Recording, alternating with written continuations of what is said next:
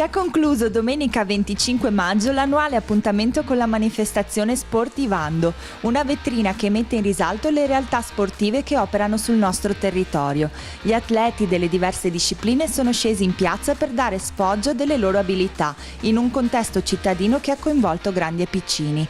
Capisaldi della manifestazione sono la gara del campionato nazionale di retro running alla sua 14ª edizione e l'11ª prova mondiale di corsa alternata.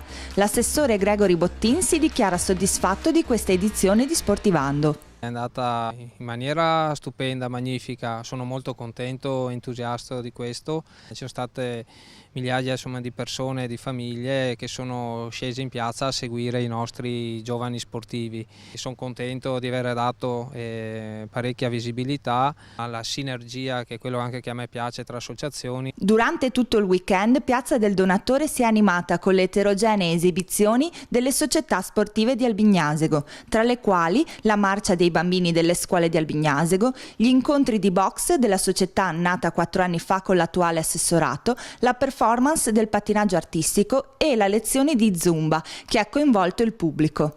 Si conferma ancora una volta l'importanza di dare visibilità alle realtà sportive locali che spesso raggiungono risultati a livello nazionale e internazionale.